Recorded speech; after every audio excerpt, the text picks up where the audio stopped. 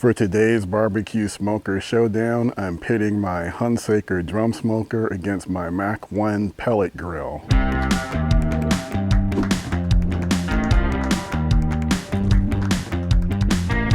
The last smoker showdown video featured the Hunsaker against the Weber Summit Kamado. If you missed it, you can check it out by just clicking on the link that should be in the upper corner. In that video, we did beef rib plates, and by viewer request, we're going to do the same thing. We're gonna smoke some beef rib plates in both the Hunsaker and the Mach Pellet Grill. When I think of drum smokers like the Hunsaker, Gateway, Ugly Drum Smokers, and then pellet smokers, and you have a huge variety of pellet smokers out there that you can choose from. Mach, Yoder, Rectech, Green Mountain, Traeger, Camp Chef. I could just go on and on. Two main things come to mind when I think about pellet smokers and drum smokers in terms of what they have in common. One, they're both extremely easy to operate. With a pellet smoker, they have digital controllers. You just dial up, punch up the temperature that you want, and then the electronic controller, it does the work for you, making temperature adjustments to keep that temperature around that degree that you set it to. The drum smokers, you do have to do a little bit of finagling on your end, but they're really not hard to operate, and they are very easy to get the temperature locked in that you want. Once you get it locked in, a drum smoker does a great job of holding that temperature throughout your cook, and you will only have to make some minor adjustments along the way. So the second thing that they have in common is that once that temperature is locked in, the smoke that you're gonna get on a drum smoker and on a pellet smoker is going to be very clean. You're not gonna have to worry much about whether or not you're putting a dirty smoke on your food. The smoke is usually extremely clean on both pellet smokers and drum smokers. So those are the two big things that I think they have in common. Then when it comes to the differences, obviously with a pellet smoker, you need to use electricity in order to run it. So you need to have access to an electrical outlet. And then it's the fuel source. Pellet grills, you're going to be using pellets, which are basically made out of sawdust. Drum smokers run off of charcoal. In most cases, you'll probably be using lump charcoal. That also leads to a difference in the smoke profile. Pellet grills, pellet smokers are known basically for having a very light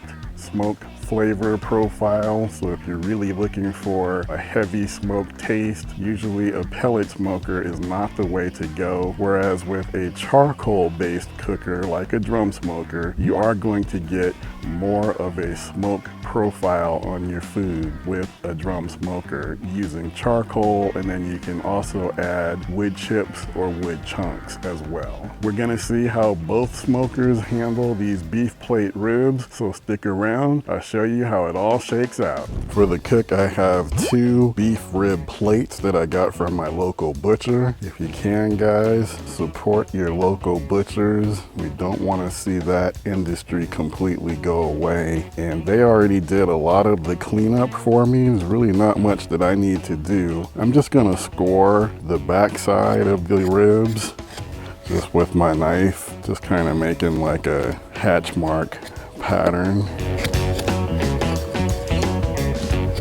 This is basically just all bone with a little bit of the membrane left, so I'm not even gonna worry about seasoning this side of the ribs. And I'm keeping everything really simple. I like to use mayo as a binder on beef. Of course, you can use whatever you like. Some guys like to use mustard. You could use beef broth or beef stock, something that will allow your rub to stick. For the seasoning, I'm doing this Texas style. This is just a 50-50 blend of a coarse black pepper and a coarse kosher salt. That's all I'm using.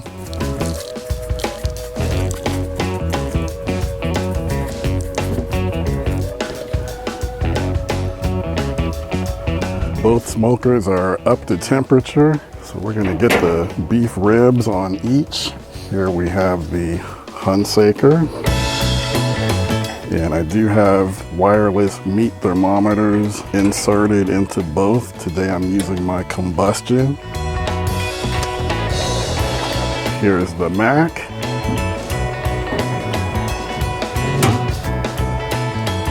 Now the beef rib plates I noticed a little bit different in size. The beef plate that's going onto the Hunsaker is a little bit thicker than the one that I have on the Mac. So I can fully expect that they won't cook at the exact same rate. But again, the benefit of having the wireless meat thermometer is that I can track both in real time.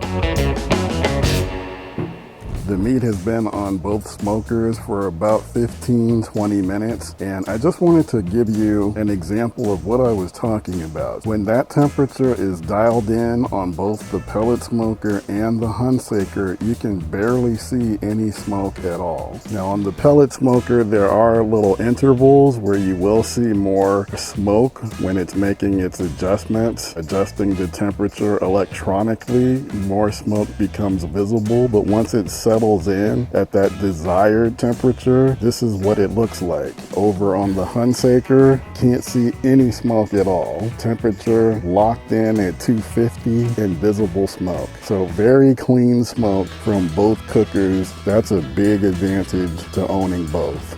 We are 3 hours into the cook, so let's get a better look at these beef ribs. And this is the pellet grill version. So actually, let me get this rack out of the way.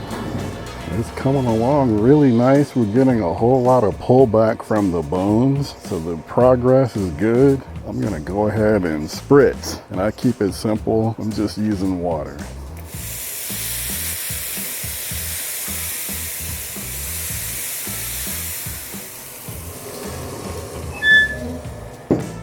This is the view inside of the Hunsaker, and also getting some really nice pullback from the bone as well. And we're just gonna do the same thing, just gonna hit it with some water. You can use whatever you want for your spritzing. A lot of people like to use beef broth or beef stock. I'm just keeping it simple using water, and I'll just continue to monitor the temperature and come back and hit it with some more spritzing as needed. Another hour has passed. Let's take a look. I'm gonna use my instant read thermometer. Gotta say, on my combustion, one of these thermometers has been giving me some weird readings today, so it's good to have a backup. So my instant read is giving me almost 195. We're gonna just push through. I'm not gonna wrap these ribs. It might take a good while to get to 203 or get close to it, but I'm okay with it. Not gonna wrap. I am going to spritz again.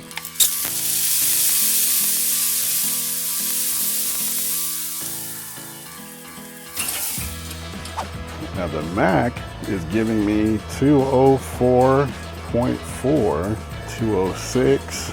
So these ribs are definitely ready to come off. Not cooking to time, cooking to temperature. And these ribs on the Mac are not as thick as the beef plate over on the Hunsaker. I'm not terribly surprised that they got to the finishing temperature faster. I'm gonna go ahead and get these ribs off of the smoker and let them start to rest.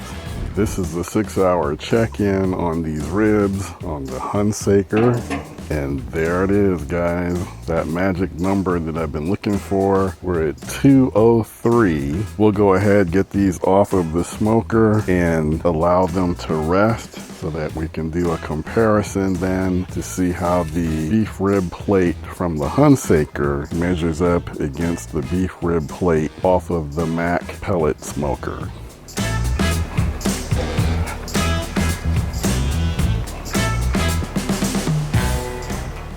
Ribs have rested, so now we're gonna get them sliced up and do the comparison. My wife Janine is here. I think she's trying to stay off camera, but hopefully we'll be able to hear her and get her thoughts on which ribs she likes the best. So let me get them cut.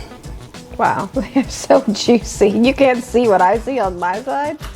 They're like way juicy. They're just like, as soon as you just moved it, the juice just started pouring out. So yummy looking. I don't think I've ever seen a rib that big before. That's a single rib in your hand? So these are beef rib plates. Basically, it was 6 bones all connected, and I had the butcher split them into 2 sets of 3 bone plates so that we could do the comparison. Oh my God. I mean, it's just so good. And this is ready to just slide right off of the bone. It looks kind of like brisket. And funny you should say that, because I always refer to beef ribs as brisket on a stick. You know, to me, it basically gives you the same experience as brisket. It has the same great taste, especially to the fatty part of the brisket. I'm all over that. Visually, it looks like you could have almost fooled me into thinking it was brisket. It looks that good. Okay, so I gave you guys a close-up shot of sample number 1. Let me give you a close-up of sample number 2. Yeah, that on the right is like everything, like chef's kiss. You're talking about this one, Oh, yes. sample number 1, Oh, or yes. sample number 2? Well, just number 1 is like, Now, sample number 1 does get a little bit of an advantage because it's thicker. yes. And I think that's what you're really reacting to, is the fact that this beef rib plate was thicker than this one. Right, and as soon as you moved it, the juice just started, yes, coming out just like that. And for me, because you eat with your eyes, I'm all over that. I'm like, yes, bring it. So again, guys, over here is sample number 1. Okay, so is it common that you could get like, oh, it's almost like 2 different cuts. I know it's not, but it almost is, for me at least visually. Is that a common thing, or it's just kind of a fluke? Or? This is all one beef rib plate. This Oh, it came is? off of the same Okay, gotcha. cow. Oh wow, okay. Sample number 2 was just not quite as fat or Yeah. as thick Yeah, as sample number 1. yeah. Okay, so I know which is which, but again, to recap, we did beef rib plate on the Hunsaker Drum Smoker, which is what we used in the last beef rib competition when we pitted it against the Weber Summit Kamado. That's right. And then this time we're doing the Hunsaker against the Mac Pellet Smoker. Again, super easy. I did not have to make any adjustments on the Hunsaker. Once it got dialed in at 250, it stayed there throughout the entire 6 hours that the beef was on the smoker. And then I set the Mac at a similar temperature, but again, because the beef rib plates were different in terms of their thickness, they cooked at different rates. One was completed in 4 hours, the other was completed in 6. And again, what I was trying to do was to take them to 203 degrees internal. That's really the key indicator. We're not cooking to time, we're cooking to temperature. Which one do you want from sample number 1? I think I want a smaller piece of maybe that second one there. That one. Nope. That one. Yep.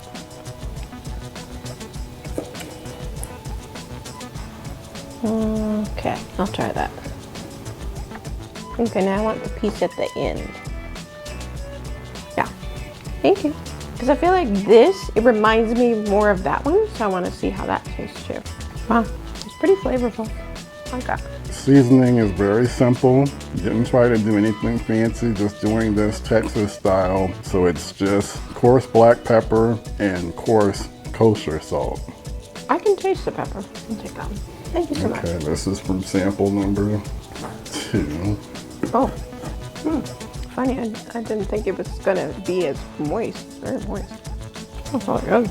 I guess for a rib, if I wanted just a straight up rib taste, I think I would want to go with number 2. But if I felt like I wanted to have more of a, what I think is sort of a brisket taste, I think I would go that way on number 1. So I kind of like them both for different reasons. I really like how this one stands up. You know how when you bite into a rib and a rib has sort of that meaty kind of taste, and I guess I'm thinking more of like a pork rib, but there's just a pull with the rib. When I eat number one, I feel like I'm eating more like just brisket. For some reason, I don't feel that pull with the rib. So I like them both. I just feel like the texture, I know it came from the same one, but it feels like the texture is different. I like another piece of it though. See, when you cut it, to me, it just reminds me completely of brisket. But when I eat this one, it reminds me more of the chew that you get with a rib. I like it. Oh yeah. Oh my goodness. Yeah, like give me a piece of bread. I think I could be happy. It's like a totally different bite. I know it's similar, but it's totally different. Well, no. Honestly, no. I'm gonna get this other piece.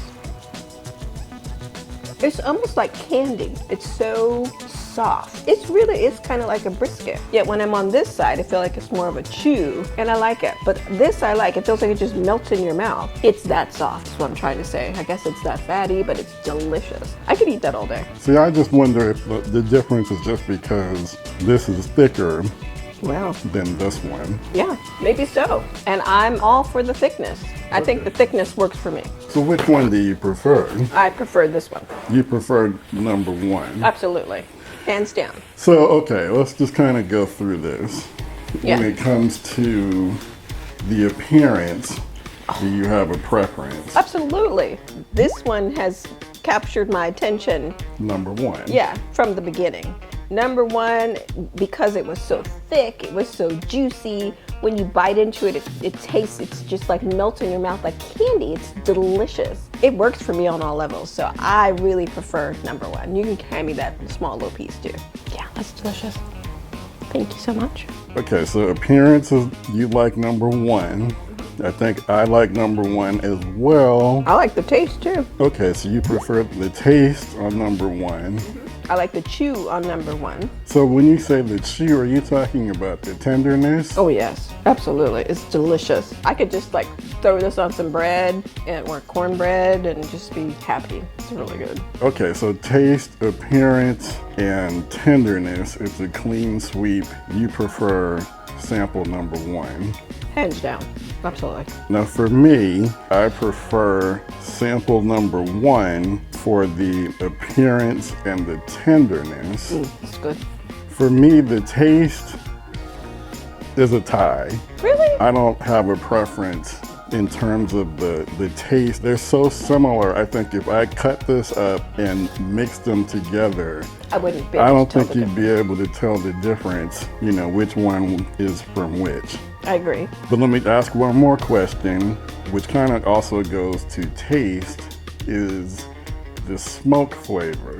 Well, to me, I feel like this one on the left, number two, I guess, it just got more of the bark. So I tasted more smoke, but I just preferred, you know, the other one. And you can even see it. I mean, it's really pronounced. Now again, are you talking about the bark or are you talking about smoke flavor? I'm talking about both. I'm saying that the flavor is pronounced. It's not over smoked. I can just taste it more with this one than with that one. But I really like that one too. Okay, that's interesting. So again, for me, the taste, I think it's splitting hairs. I'm not really seeing a big difference in the taste or the smoke flavor for me from either one. But Janine thinks that the smoke flavor from sample number two is more pronounced than it is from number one, which I think is actually would be counter to what, you know, conventional wisdom is, because sample number one is from the Hunsaker Drum Smoker. So this was smoked with charcoal, and then it also had, I used some hickory wood chunks and cherry wood chunks. Now over here on the Mac, which is sample number two, this is used with pellets. And kind of knowing going in that, you know, pellets traditionally have less of a smoke profile, I just used hickory pellets. I didn't mix it with cherry. I just made it all hickory. Well, Janine says that she gets more of a smoke flavor coming from the pellet smoker. I do. That's pretty interesting, but I've seen other videos that guys have done, and pellet smokers are measuring up to cooking with charcoal. I guess for me, the smoke profile was not heavy No. on either one of them. Yeah, I agree. Like super present. It was very clean, and I kind of expected that. Maybe I was a little biased going in because I talked about how both that drum smoker and pellet smokers give you a very clean smoke. I'm not surprised that the flavor and everything is pretty similar. The tenderness, I think, can just be attributed in my mind because the sample coming off of the Hunsaker it's thicker. There's more meat to the bone, so I think it made for a more tender chew, whereas the bark on the pellet smoker is closer to the bone. I think this was also very tender, but not quite as tender because, I mean, this is just... It doesn't compare, honestly. This is just insane. It is, and to me, it totally reminds me of, if you had taken it off and just sliced it up, you could have totally fooled me and said, oh, this isn't a rib, this is something else. And I would have believed you. It's delicious. This is just like the fatty, coming off of a brisket. Yeah, it is. It tastes that good. It's the point. It's the point on the brisket. It's very similar. It tastes that good too. And to me, one of the biggest benefits of smoking beef ribs is you get that same great experience, flavor, tenderness that you get off of a brisket point in less time, less effort. Give this a shot. This recipe is super simple. If you guys have any questions, comments, your thoughts, please leave them. Love hearing from you guys. This is Kenyatta Robinson. Thank you for joining me on the Backyard Smokemaster Barbecue channel. If there's another comparison video that you would like to see, let me know in the comments and I'll see what I can do. I'd love to get another video out based on the things that you guys want to see. So take care, get out there, enjoy your smokers, and I'll see you in the next one.